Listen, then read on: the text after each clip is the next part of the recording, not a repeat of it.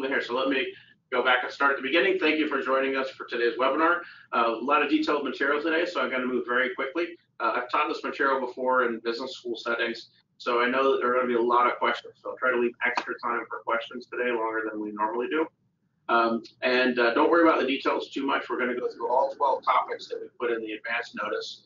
The real takeaways from this are that headline number, the valuation of the business, which is what a lot of our clients talk to us about early in the process, even before being engaged, is really not the be-all and end-all of the value of your deal.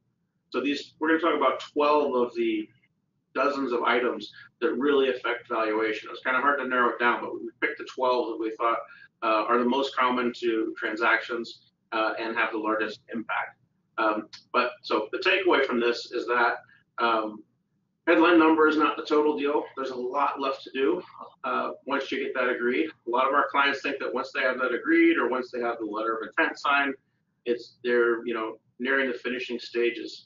But they're really just not even at the beginning of the end. They're perhaps at the end of the beginning at that point. The process gets more intense from there. The discussions become more focused on different aspects of value from there. So the consequences of each discussion tend to become much more important even after the LOI is signed than before. And so that's the first takeaway. Second takeaway is a lot of the issues I'll talk about today could find their way into the letter of intent. But most of them, the buyer's not in a position to agree to something, or it just kind of prevents the deal from getting done, or it's not customary to discuss these issues at the letter of intent stage. So some of the things we'll be talking about, particularly the things earlier in the webinar, can find their way into the letter of intent, and then towards the end of the webinar, the things I talk about are typically and unfortunately come further down the road. So the second takeaway being, these are some things to think about at the letter of intent stage, but they're not necessarily things that find themselves into the letter of intent. It may depend on who the buyer is, what particular unique aspects of your business that you're selling are relevant to the deal, or it might have to do with your personal preferences or beliefs about things, what you hold to be important, more important than some of the other things. But a letter of intent is usually about 2 to 6 pages, and the definitive agreement will be 100 to hundreds of pages long. So there's obviously a lot of detail, and some of that detail affects valuation that comes in the final purchase agreement. So don't take this as 12 things you should get into your letter of intent, because it just won't work out that way. So let's put up on the screen our slides. Is it up? Okay. All right. So the first of our 12 issues: stock deal versus asset deal. Clients typically come to us and say, I want a stock deal. And the reason that they want a stock deal has to do with taxes. And that's one of the 6 things that I'm going to talk about on stock deals versus asset deals, because it is important. Typically, on a stock deal, let me take a minute to note, you may own a limited liability company, which doesn't have stock, it has membership interest, or you may own a partnership or an LP that doesn't have stock, it has partnership interests. But kind of the industry term is a stock deal for all of those. Technically speaking, it's a membership interest purchase agreement, but the people would just say stock deal. So I'm going to continue to say stock deal or asset deal, and stock deal covers all forms of entities. So a stock deal, which is a transaction in which the owner transfers their ownership interest in the company, is typically taxed at long-term capital gains rates. And so to oversimplify, we can say 37%. The asset deal, however, I'm missing a slide there. There should be like the rest of the bullet points. They have that? Should be there. Jumps straight to the next thing on taxes. All right, I'll proceed. Sorry, you're not going to get all the great visual on this one. But let's refer to my notes here instead. So tax rates. So long-term capital gains rate versus ordinary income tax rates. A stock deal will typically be taxed at long-term capital gains rates, and we will, I said 37% a minute ago, 20% is for most people a good proxy for in the United States, their long-term capital gains tax rate. whereas an asset deal will typically be taxed as ordinary income to the owner. So in an asset deal, the owner is not actually selling anything. The company is selling its assets to the buyer, and the company will receive the proceeds. But the tax consequence is typically ordinary income to the owner for most businesses in the lower middle markets and middle markets. And so we'll use 37% as an estimate. So you have a 20% tax rate or a 37% tax rate, a 17% difference, and most sellers that go to market are aware of everything that I've just said. And so they come and say, I want a stock deal because I want the lower taxes. And that makes perfect sense. Now, those are the two extremes, and it's not really ever 20%, and it's not really ever 37%. And there are a couple different reasons why those waters get a bit muddied. And one is that some companies are subject to double taxation, so they're C corps, and some are pass-through entities or single level of taxation. So limited liability companies or corporations that have made an S election will be taxed only once as opposed to twice. So the rules about taxation are a little different if you've got a C corp status or if you've made an S election. So that's one reason why you can't say it's always 20 versus 37. Separately, parts of the transaction, whether it's a stock deal and asset deal, are going to be taxed at the opposite rate. Especially if it's an asset deal, there should be significant portions, largely depending on what type of business you have, that will be taxed as long-term capital gains, even though it's an asset deal. So it won't really be a full 37% across the board. Third thing is that there's something called tax elections, which is a separate one of the 12 topics that we'll talk about. But tax elections start to treat one type of deal like the other type. And then next, of course, in some states, there are personal income taxes and corporate income taxes. And some states will have a personal income tax on long-term capital gains, but not ordinary income. Others will have the opposite effect. So you have to look at the states in which you're responsible for paying taxes to help adjust the difference between those two. But by and large, yes, a stock deal is better for a seller in terms of the tax bill. And unfortunately, an asset deal is better for buyers when it comes to their tax bill. And we don't have time to go into all those reasons today, but it sets up a conflict in the structure. So the second reason that stock deals and asset deals differ from one another has to do with securities laws. So in the United States, we have the rule in the marketplace of caveat emptor, buyer beware. So if you're selling someone a piece of furniture and you don't tell them about a defect, buyer beware. They should have asked. They should have examined the furniture. But there are two exceptions in the United States that I'm aware of. And one of them you probably encountered is residential real estate. So if you know the house has termites and you don't tell the buyer the house has termites, you're in trouble. So under your state's real estate law. So that's not relevant here. The one that's more relevant is federal securities laws. So federal securities laws state that a seller that makes a material misstatement or omission in the sale of securities faces liability. So material misstatement, okay, right? If you lie to someone, that's a problem. That's always the case in any type of marketplace. But it also says and omissions. So if you fail to tell someone something that is material, then the securities laws will treat that as if you made a misstatement or lied to them. And so the real kind of game in this comes down to what is the definition of material. And somewhat unfortunately for sellers, material has been defined as anything that would affect the buyer's decision to buy or not buy, or affect the price at which the buyer purchases. So anything that affects the price that you don't disclose can be seen as a violation of federal securities laws.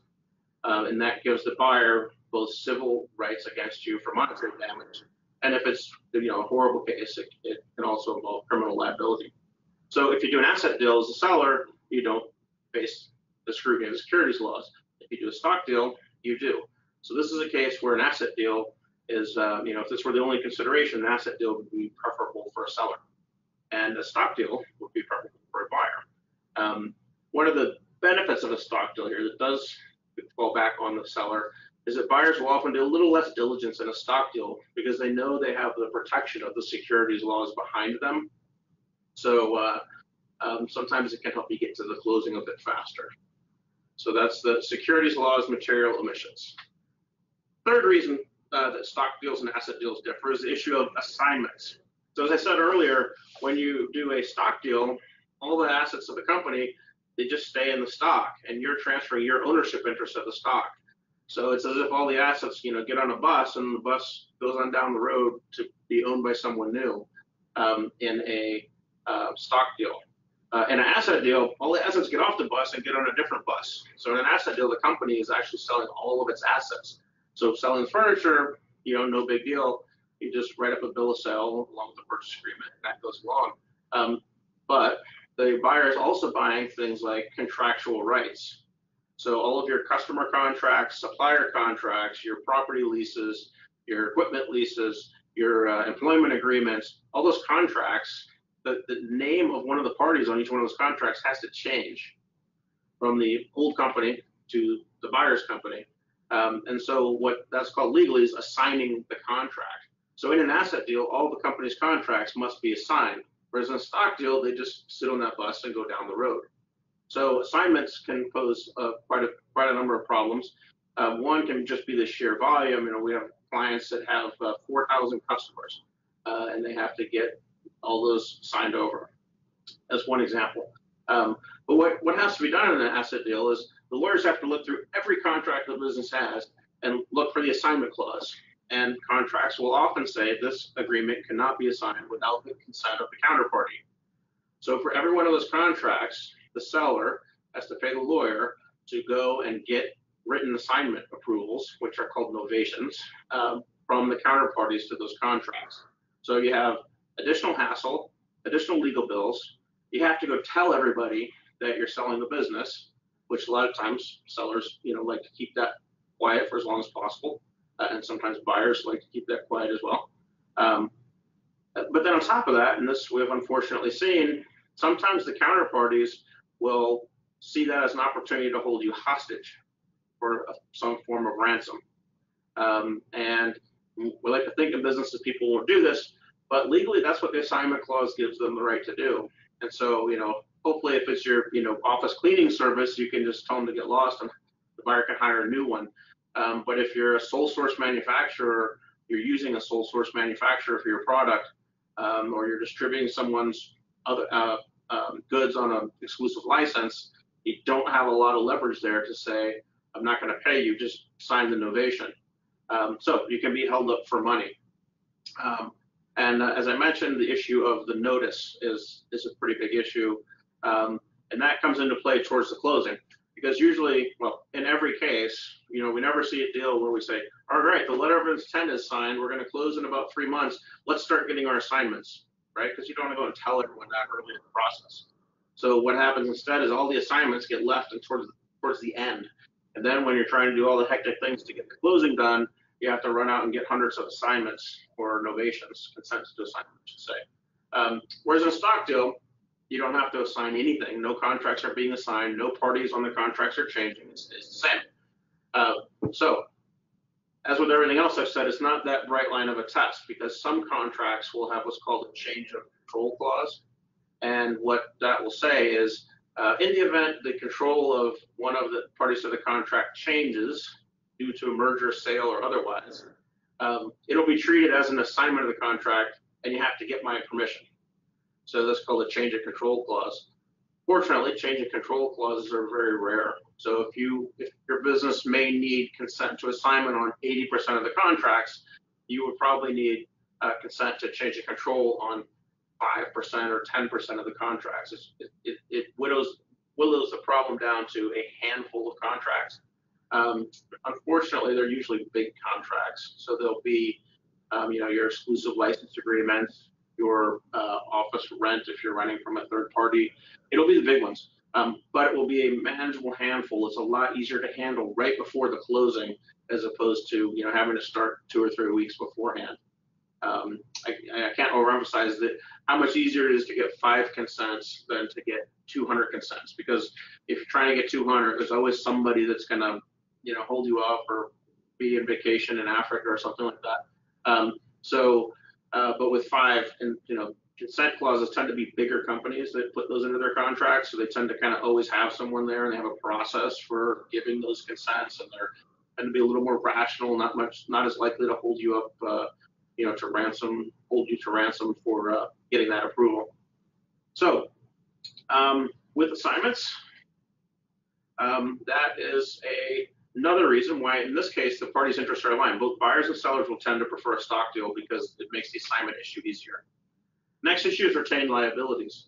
So the analogy of everything on the bus. With a stock deal, not only the assets, but the liabilities are on the bus. And when the bus goes down the road, typically the liabilities go with it. Buyers will typically, there might be one or two things about the business that they'll say they don't want to take. And they'll say you have to transfer that liability out of the business before we buy it. So if you have a pending lawsuit that has a contingent liability on it, those sometimes will get left behind. As one example. But with an asset deal, on the other hand, an asset deal can be written to say we're going to take all of your assets except what's listed, and we're going to take all of your liabilities except what's listed. But the more common way it's done is to say we're going to take all of your assets that are listed, but only the liabilities that are listed.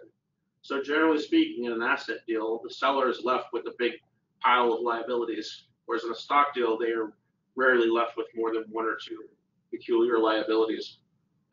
So if someone says, I'll pay you $10 million for a stock deal, or I'll pay you $10 million for an asset deal, the kind of implication there is that the $10 million for a stock deal is better because they're going to take most or all the liabilities with them.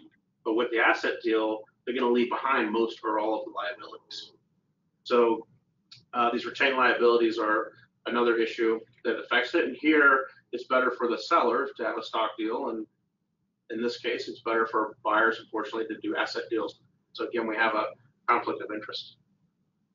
Next issue, employment matters. So in a stock deal, the employees are on the bus and they go down the road and nothing changes. Their employer is still the same, everything's the same. In an asset deal, all the employees have to get off the bus and get on the new bus. So what does that mean? That means all of your employees have to be fired and then hopefully rehired, an instant later by the new company. So that raises a lot of issues. So one, you have to explain that to your employees, and a lot of employees, don't know what's going on, and the less they're involved with the sale of the business, the better. You have to spend the time to explain, yes, technically you're going to be terminated, but you're going to be rehired, hopefully in the same terms, and the terms will all be worked out. But you still have to go through the process of explaining. It's going to increase anxiety amongst the employees. The stock deal, you get to skip that. Another aspect to look at is the benefits. And so you have to figure out what happens to the company's benefit plan and the new benefit plan. What happens to the 401k and the new 401k? What if there's a vesting period on the 401k? You have to figure out how to address that in the asset deal. In the stock deal, you don't have to worry about addressing that. Employment continues. Then unfortunately, there's a federal law called the WARN Act, W-A-R-N, the WARN Act. And what the WARN Act says is that if you're going to lay off 50 or more employees in a certain location, and I think it's also 100 or more nationwide, you have to make public notice. So when you're reading the Wall Street Journal or the local business journal, and you see in there, so-and-so is having a risk of shutting down their call center in Memphis. The way the newspaper found out about that is they monitor these WARN Act filings of the federal government. And so if you have more than the threshold number of employees in one place or overall, you have to file this. There's a bit of a holding period. I think you have to file it 30 days in advance. So you have to get that filed so everyone knows the deal is coming 30 days before it comes. So you've got to address that with everybody. It's just another drawback of an asset deal. With a stock deal, you don't have to do that. And by the way, you have to file the WARN Act. Even if all the employees are being fired and rehired the next day, double the salary, you still have to technically file the WARN Act if you fall within its purview. So here's a case where both the buyer and the seller would prefer to do a stock deal than an asset deal. All right, the last of the 6 things I'm going to talk about in a stock versus asset deal is what you're left with. So in a stock deal, you're left with cash and maybe 1 or 2 liabilities. In an asset deal, you're left with the same thing you started with. You still own the stock of your business. And your business is left with the cash because the buyer will pay the business. This gave up its assets, and probably more liabilities because, as I said, an asset deal, more liabilities tend to get left behind. And so you now have to deal with what to do with this. So you have to use the cash proceeds to pay off the liabilities, dividend the rest of the cash to yourself, and then perform an orderly liquidation or winding up of the business. So it's not, it's not horrible, but with the stock deal, you have your money and you're done. With an asset deal, you kind of do all the cleanup stuff afterwards. So on this case, a buyer doesn't really care about stock or asset deal, and sellers mildly prefer a stock deal. So I got this little table here that shows the difference between what a buyer wants and what a seller wants on deals. And so you can see not all 6 of these are equally weighted, and these aren't the only 6 factors. But what you can see is that when it comes to probably the 2 most important issues, taxes, there's a conflict of interest, and retained liabilities, there's a conflict of interest. The buyer's going to want an asset deal, the seller's going to want a stock deal. When it comes to assignments, which is probably the 3rd most important, at least we have some alignment there. So determination of value, are you going to get a stock deal or an asset deal? That's the first of the 12 issues. Move on to the second one. I'll pick up my pace a little bit. That's the longest of the 12, I promise. Tax elections. Okay, so I mentioned tax elections earlier. For sellers, these are a dirty word. So what a tax election says is that although the buyer and the seller have agreed to do a stock deal, for tax purposes under the federal tax code, we're going to treat it largely as an asset deal. So it's not entirely as an asset deal. It doesn't mean that you automatically flip everything from 20 to 37%. There are parts of the deals that it will affect and will not affect. But in every case, the tax bill on the seller goes up and the tax bill on the buyer, or the benefit to the buyer, goes down. And so buyers love tax elections. There are, 8 to 12 different tax elections that commonly come up. And what will normally happen is it won't be mentioned at the letter of intent stage. And then when the purchase agreement comes out, there'll be a paragraph on page 28 or something like that that says the buyer and the seller shall agree to make a tax election under Internal Revenue Code section blah, blah, blah, maybe 338 or 336. And that's all it says. And so if you have an untrained M&A lawyer who's looking at it, or you look at it yourself, you probably have no idea what that means, because it's the arcana of M&A, and even particularly M&A tax law. But what that essentially says is, even though we said we were going to do a stock deal, for tax purposes, we're going to treat it like an asset deal largely. So how do you protect your value in this? So suppose that you've succeeded in negotiating a stock deal at the LOI stage, which, by the way, I meant to mention that data indicates that in the lower middle markets and middle markets in the United States, about 25% of deals are stock deals and 75% are asset deals. Here at Benchmark, we are getting slightly more than 50% of our transactions to be stock deals as opposed to asset deals. That's largely driven by the tax and the retained liabilities issues, as I mentioned earlier. So you get that in the LOI that's a stock deal, and then this comes up in the purchase agreement several months later when the first draft appears. There's a tax election. Now suddenly you learn what that means and you get upset, and rightly so. So there has to be a good strategy for preventing that to happen. And it might seem like the strategy is to always in the letter of intent say this will be a stock deal with no tax election. However, there's 2 reasons why that's not necessarily the best case. The first reason is you may have a buyer who says, what's a tax election? Ooh, that's a good idea. Yeah, I want a tax election now. Thanks for pointing that out to me. And the second reason is that every tax election has different, very detailed implications on the tax scenario. And if you demand that too early in the process, you may think, wow, I'm changing my tax bill by 17%. But you may really only be changing it by, as I mentioned earlier, for you in your state, it may only be 15% difference. And based on the election and the way that assets are taxed, it may not be on all the assets. It may only be on 25% of the assets. So you may be thinking that you're using up your negotiating capital to get a massive tax savings. And it may actually be a smaller tax savings than you think.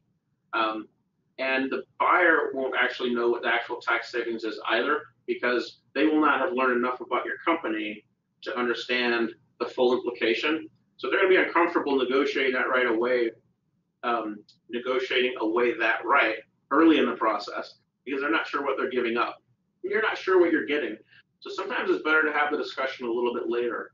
But the worst thing you can do is think it's a stock deal, have that paragraph slip by in the purchase agreement, and then end up paying a lot of extra tax that you weren't expecting. So that's the tax election. Move on to number 3, monetizing the real estate portion. If all our clients or if all sellers own the real estate that their business operates on within the business that's being sold, and all deals were stock deals, and all buyers were willing to accept ownership of real estate and pay the proper price for the real estate, this wouldn't be an issue. But that is a surprisingly rare case.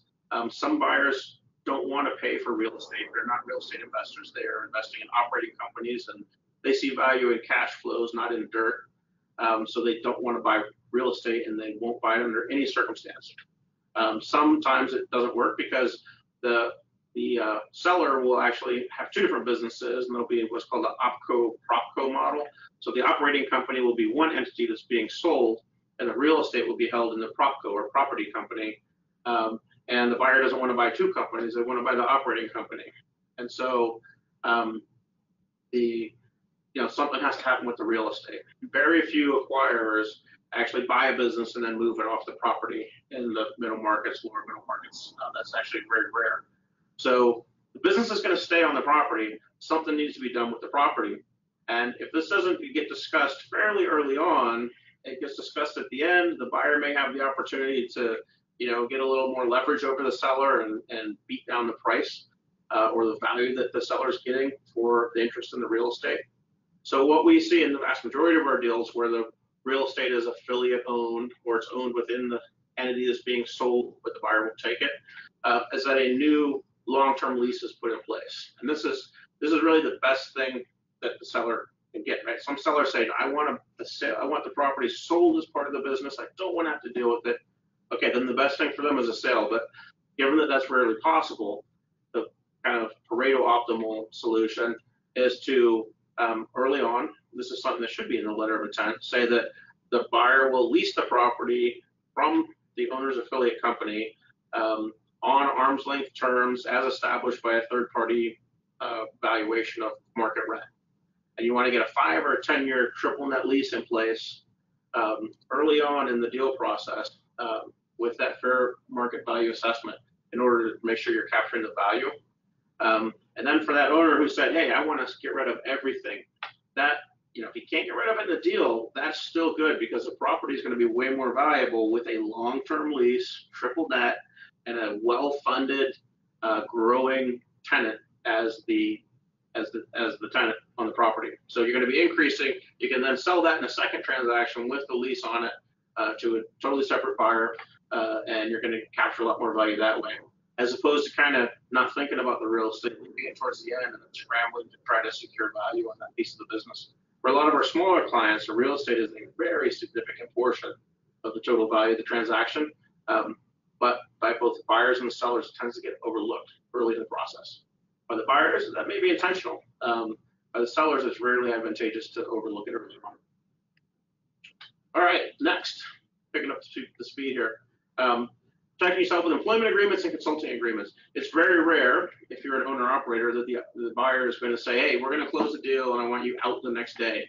You're going to be around for a while. So there are a couple things that you will need to think about. And again, now we're kind of entering the stage of where we're kind of beyond the LOI. It's a bit harder to get these type of things into the letter of intent. They come up later. But if you're going to be sticking around, the obvious discussion to have is about compensation and benefits. But then there are the other parameters. So if you're like most of our clients, you've been the boss for 20 or 30 years. And after the transaction, you may still be a boss, but you're not going to be the boss anymore. And so, people sell their businesses, owner-operators sell their business because they're either trying to get back more of their time or they have some, higher aspiration for the business, and they want to make sure there's someone there to help them drive it to that higher ground.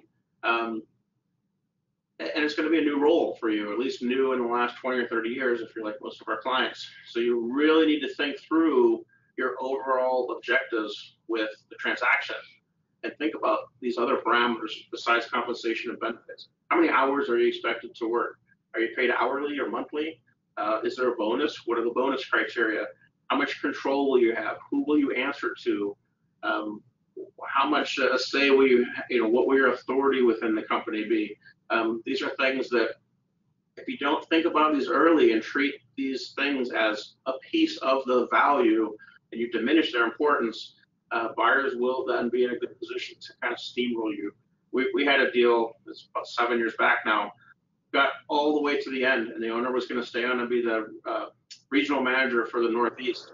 And the last issue was what authority he had to bid on contracts. And there was a clause that in the attachment to his employment agreement that said, you can't bid on anything with less than a 10% margin unless you have board approval. And he said, I can't, that's not going to work. That's not how this business is run. It's not going to be successful. I'm not going to earn my bonuses if the company, we're not going to get our earnouts unless we can bid the way we bid. And the deal died and permanently died.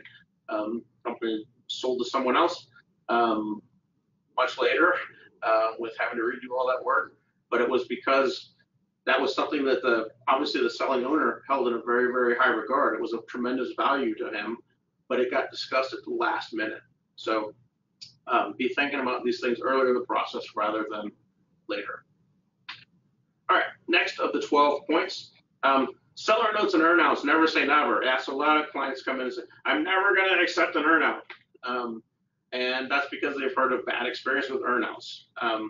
But if you want to get the high multiples that people are getting in today's markets, there are earnouts and seller notes. So seller note is where part of the purchase price is deferred, and usually a promissory note is written out. It's not contingent on anything. It just doesn't get paid at the closing. Whereas an earnout says, if the company hits a certain metric, then we will turn over this part of the purchase price. But if you fail to hit the metric, we will retain this portion of the purchase price. So seller notes and earnouts. If we were in a world of low multiples, it would be very easy to say I'm never going to take a note or an earnout. But to get the high multiples, you have to be willing to consider those. And the reason for that is because 95+% of buyers of companies in the middle markets and lower middle markets are using bank debt. And while the buyer is incredibly excited about your business, that's why they've stood out amongst all the other buyers and are offering you the highest value and best deal for your company. Banks don't get excited about companies. Banks don't like the high multiples that are being paid, and banks want protection. The banks don't have any upside. They only have downside risk and interest. They have upside interest, but they have no unlimited upside.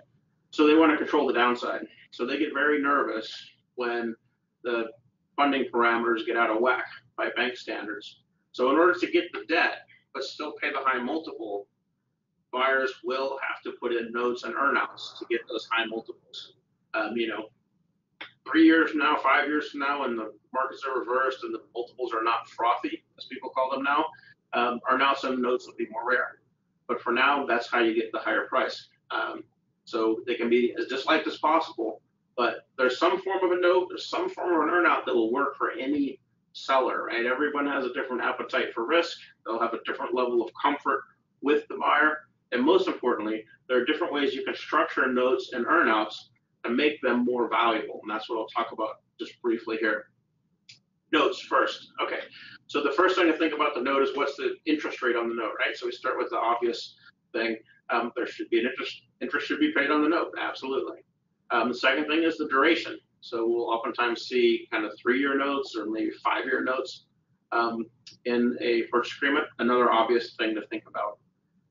Third thing, is it a bullet loan or amortizing loan? Now we're moving to the less obvious things. So, an amortizing loan is like your home mortgage. You're paying down principal and interest with every payment. And by the time you get a couple years out, your risk is reduced because a big chunk of the principal has actually been paid to you. But you get less interest because the principal's coming back to you sooner. Bullet payment, right? That's where you're just receiving interest, and then you get all your principal at the end. A little bit higher risk, but you get more interest that way. And then lastly is the security. This is the tough thing for a lot of sellers. You can't get security on these notes. It's almost impossible. You can try, and we do. We try, we probe, we look for ways to get security on the note.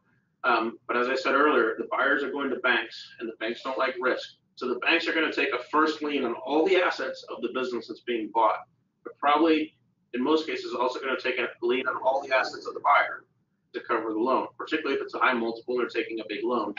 So someone already has a first security interest on all the assets. And banks being banks, I'm sure we've all dealt with banks before, they're going to put a clause in that says you can't give a second security interest or a second lien to anybody. So the concept of using, hey, well, I just sold them the business, so let me use that as collateral for the note, very logical, but it just doesn't work in the M&A context. You know, we'll try for it, we'll push for it, we'll make the buyer verify that it's not possible because of the bank documents, but it's not going to be possible in 95+% of transactions. Alternatively, you can look for, you know, third-party credit support guarantees. So we can try to get guarantees from the parent or some other form of the, you know, some other organizational aspect of the buyer. Also fairly difficult. These notes tend to be unsecured with no guarantees. And this is why, whether it's amortizing or bullet payment and how long the duration is, become even more important because you're an unsecured creditor. So you want a short duration, you want amortizing versus bullet, and you want interest rate to compensate you for the risk that you're taking. So it comes back full loop. So even though the first 2 or 3 were a bit obvious, that lack of security issue makes those first 3 points even more important to value. That's the discussion on notes. Let's look at earnouts. Earnouts, okay. So earnout, again, if the company hits certain metrics, you will get this part of the purchase price. If it does not hit it, I will keep this part of the purchase price. So there are 2 types of earnouts. So oftentimes our clients say, oh, I know a guy who got an earnout and he never got paid. He says no one ever gets an earnout. Well, sometimes people agree to aspirational earnouts. They, as part of the marketing of the business, they tell the buyers, this business is going to double in the next 3 years. And so the buyer says, great, if it doubles, I'll pay you this price. If it doesn't double, I'll pay you this lower price. And we'll set that up as an earnout to get from the lower price to the higher price. And you kind of back yourself into a corner as a seller because that's, you said it was going to happen, and now you just ask to hold to your word. Well, that's what we would call an aspirational earnout, where you've created some expectation that's aspirational in nature with the buyer, and the buyer is going to hold you to it if you want the full purchase price. So yeah, depending on how high your expectations were that you set, that may be an earnout that won't ever be paid. Another type of earnout, and what we see very commonly, is what I would call a verifying earnout. And this is where the company, you know, particularly with an owner-operated business, the owner runs the business by looking at operational metrics, not financial metrics. The owner has financial statements prepared, but they're really just to do the taxes. They're not audited, they're not GAAP compliant, they're not very detailed. And so the buyer will come in and say, all right, look, I'm buying you based on the revenue and the profitability and the cash flow and the EBITDA in your financial statements, but they're kind of basic or sloppy or incomplete, or there's some things in there I can't understand, or you don't comply with GAAP. So I'm a little nervous. So as long as your revenue or EBITDA or cash flow or whatever the metric is, you know, continues for the next 2 or 3 years, then I'll pay you the rest of the purchase price. So it's verifying more historical information. And of course, it's not one or the other. All earnouts are somewhere on a spectrum between just verifying basic information and hitting these aspirational goals that the seller's created for the buyer. And so the closer the earnout is to a verifying type of earnout, the more likely it is to get paid out. So that's part of the analysis of trying to value the earnout, trying to drive it more towards a verifying earnout than an aspirational earnout. Second issue with earnouts, the metric. So earnouts are typically tied to either revenue or EBITDA, EBITDA being a proxy for cash flow. And so, you know, revenue's at the top of the P&L and EBITDA's down at the bottom with some adjustments to it. And so buyers like EBITDA based because EBITDA is a proxy for cash flow. So if the business generates lots of extra cash flow, I'll give you some of it in the earnout. Unfortunately for sellers, EBITDA is highly manipulatable. You could be sitting there on December 30th and say, wow, the EBITDA is very high. Let's go out and buy a bunch of new furniture. And suddenly the EBITDA is not high anymore. And suddenly the earnout is not earned. So earnout's tied to EBITDA, particularly when the seller is not going to remain in any way controlling the business or the financial decisions of the business. EBITDA-based earnouts can be very risky for sellers. So one of the things that we try to do here is whenever there's an earnout as part of a deal, we want to tie it to revenue, not EBITDA. Well, revenue is a little bit manipulatable by the new owner. It's really hard to manipulate your revenue down, whereas EBITDA is not even manipulation. You just spend more money and your EBITDA goes down. So, and nobody would intentionally, tank the revenue. So, I'm sure you can think of some exceptions around the edges, but revenue is a lot more secure for the seller. So an earnout that's based on revenue is worth more to a seller than an earnout that's based on EBITDA. And a lot of times we end up with a compromise where we'll tie it to gross profit. And that's good because while gross profit's a little bit manipulatable, it's not, if you go out and buy furniture, that's not going to change it. It's really just, the cost of goods sold. So as long as the, suppose you're selling keyboards, as long as the cost that you buy the keyboards for doesn't go up and the market price for selling the keyboards doesn't go down, that margin's going to stay the same. Not going to be a lot of manipulation in there. And again, people don't intentionally take a dive on their gross margins. So you will also have the bank covenants, by the way. If they make their gross margin look too bad, they'll have a problem with their bank loans. As I said, they're always going to have bank loans. So gross margin is kind of a compromise there.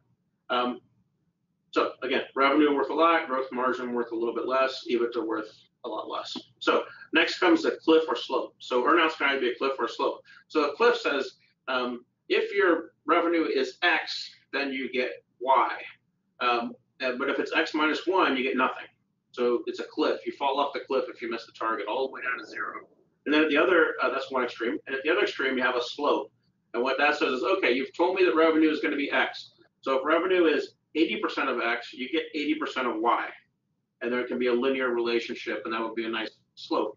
And then, of course, there's everything in between. If you hit X, I'll give you Y. If you get 90% of X, I'll give you 80% of Y.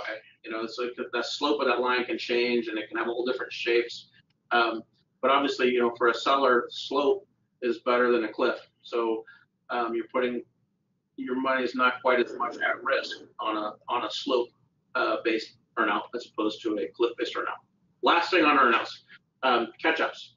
So earnouts are typically for more than a 1 year period. They're 2 to 3 years is a typical earnout period. And so we like to get into the contracts for our clients as a catch-up.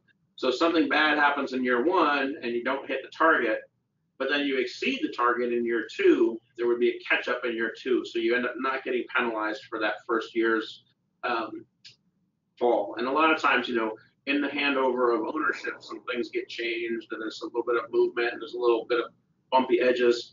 And so that first year after the deal closes can be a little bit awkward. By the end of the first year, the buyer should get the thing back on this growth path and everything. So we like to have that catch up in year 2, over 3-year EBITDA in year 2 and year 3, 3-year earnout in year 2 and year 3, to add value to the earnout, to increase the probability that the earnout's going to be paid. All right, moving on. Next issue on our 12, escrows. Who needs them? So why does a buyer want escrow? So in a purchase agreement, the seller is going to be required to give certain representations and warranties to the buyer about the history of the business and the current status of the business. And the buyer wants a remedy if those turn out to not be true. And so they want that.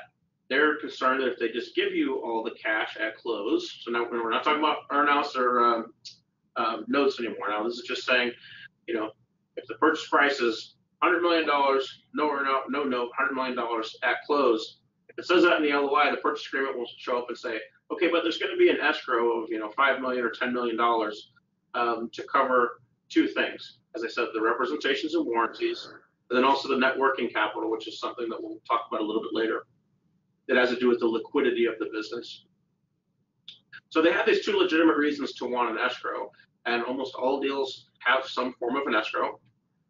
But how can we get more value out of the escrow? How can we prevent the escrow from damaging the value too much? And so one thing is, the escrow can be set up with either 1 escrow or 2 escrows. As I mentioned, there's one reason for an escrow, which is the representations and warranties the seller gives the buyer. And there's a second reason for the escrow, which is the net working capital or the liquidity agreement that the parties have made beforehand So if you split those into two different escrow agreements, that usually ends up being a little bit more beneficial to the seller, in part because the duration. So when I talk about size and duration, how long is the money going to stay in escrow and how much money stays in escrow? And there's no right answer on how much money stays in escrow. It depends on the risk profile of the business. So can't really give you a good number there. But on the duration, we typically see a net working capital earnout go about 90 days. A net working capital escrow go about 90 days. And we see escrows for the reps and warranties go between 1 and 2 years long. And sometimes it goes 1 year and some of the money gets paid out, and then the second year, the rest of the money gets paid out. So splitting it in two allows you to get that net working capital portion back sooner. But thinking about the size and the duration of the escrow is important. The next thing, and oftentimes sellers, and if they have inexperienced M&A attorneys, they forget to think about this, which is, okay, I'll give you an escrow, Mr. Buyer, but the escrow is your only recourse if there's a liquidity problem or if the reps and warranties aren't true, with some exceptions for fundamental representations. So you want to set, if you're going to agree to give them that escrow, which you're going to have to, you want to make sure that that puts a cap on how much they can come after from you. Sometimes you can get that clause, sometimes you can't. The next thing here on escrows is sometimes the buyer will say, we're going to hold back 10% of the purchase price for reps and warranties. Okay, so a holdback is not the same thing as an escrow. A holdback means the buyer is going to keep the money. An escrow means they're going to take the money, give it to an escrow agent, typically a bank, and you have some legal rights to that money, whereas a holdback, you have the rights that are given in the contract, but that's it. And so if the buyer goes bankrupt, the holdback is gone. But if it's an escrow, if it's set up correctly, it's not gone. If there's a dispute over whether or not they should pay you the amount that was held back or not, you'd rather be fighting that dispute while the money's in escrow as opposed to while the money's in the buyer's bank account. So we always make sure that the holdbacks get turned into escrows to make the escrow more valuable. Then we talk about no double dipping for the buyer. So you know the reasons for the escrow, you understand how it works. So if you were going to have a seller note and or an earnout, would you also need an escrow? And it's surprising why buyers will keep that escrow in there even when there's a sizable seller note and or an earnout. And we go back to them and say, why do you need an escrow? You have a seller note. No escrow, use the seller note for the escrow. If something goes wrong, pay us less on the note. You don't get to hold the note and the earnout money and money in escrow. So it's surprising. Buyers will always try to still get the escrow, and the seller has to tell them, no escrow if there's a note. Then you need to think about who's paying, right? So if it's an escrow, someone has to pay an escrow agent. It's not a huge amount of money, but we're talking about value here. Every penny counts. My view on that is, why is the escrow there? It's there to protect the buyer. The buyer should pay the escrow agent fees. And who gets the interest? So oftentimes parties will agree to put it in a non-interest-bearing account. So it's a no-risk investment. It should be government bonds, perhaps. But oftentimes there will be some interest on the escrow, and for the last 10 years that hasn't mattered much. But as interest rates continue to escalate, the amount of interest you could get off money in escrow for a year or two, particularly in a large deal, will become material. So my view is, it's the seller's money. The buyer got the company. This money should have gone to the seller at closing. So it's the seller's money, so the seller should get the interest. So 2 points to negotiate on with buyers. All right, that's the end of the escrow. We move on to net working capital. How are we on time here? Where's my clock? 2:50. Okay, all right. So we're gonna have to break off here. We got through about half of them. And we'll put these other half into perhaps our next webinar, but I did want to make sure we left time for questions, because I know from having shared this with people in the past that a lot of questions come in. So I should have mentioned this at the beginning. Sorry I didn't, but on your screen you'll see an orange arrow up at the top. And if you click on that, a little bar will pop out on the side. And there are two fields in there of interest. One is where you would type in your questions and then send them. And I have Sam here with me, who's been fielding questions from people. Hopefully they were sending them, even though I forgot to invite them to send them earlier. And then you'll also see 5 PDFs that we invite you to download, learn a little bit more about the material we talked about today, a little bit more about myself and Benchmark. And those, you see the little Adobe icons there, and there are 5 of those. You can just click those and download those. So Sam, what questions do we have? Yes, thanks, Clint. We did get a couple good questions during the presentation, and please, if anybody wants additional questions answered, send them now. First one comes from Roger. He asks, at what stage should the lawyer get involved? Yeah. So think back through the things that I talked about. I didn't get through all 12, but I dealt with kind of the earlier 7 or 8 of them. And think about, none of those were particularly detailed. We're not talking about the wording of the escrow language. We're talking about pretty high-level things that are more kind of financial in nature, business issues. We typically see lawyers getting involved after the letter of intent is signed for a couple of reasons. One is lawyers cost money, they bill by the hour usually, and it's a kind of a ask to engage a lawyer. Do you need to engage a lawyer if you don't have a deal already and start incurring costs? So clients tend to defer it to save some money, and that's their choice. But more importantly, I think there's two other reasons why I wait until after the letter of intent. One is that it's plausible deniability. So if it turns out there's something about the deal that is convoluted or something about the business that doesn't quite fit into the buyer's ideal of the business, and they say, well, why wasn't that addressed in the letter of intent? The lawyer can always say, well, I wasn't around for the letter of intent, or I would have had it in there, and it's a legal issue, and now we're talking about legal issues. We didn't discuss legal issues in the letter of intent. So it gives the seller a chance to get a second bite at the apple on kind of tricky legal things that pop up. They can't be held responsible for identifying these legal issues if there wasn't a lawyer in there, massaging the wording of the LOI at the time. And the second reason is that buyers only have a certain amount of patience. The letter of intent is a non-binding agreement. The only binding aspect is, of course, the confidentiality. You can't share it with people once you sign it, and the no shop or the exclusivity clause saying, for 90 days or 120 days, I promise not to try to sell to anyone else and talk to anyone else about selling. And that piece of it's binding. So all you're really giving the buyer when you sign the letter of intent is that promise not to go on market and the promise to keep it confidential, which is mutual. So the buyers don't want to spend a lot of time talking with lawyers. They're not asking you for a lot at this point. They don't want to spend a lot of time talking with lawyers. They also haven't done their due diligence yet. So they don't know enough about the business to get super detailed in a lot of different aspects of the business. So they'll be very uncomfortable, negotiating from a position of blindness, basically.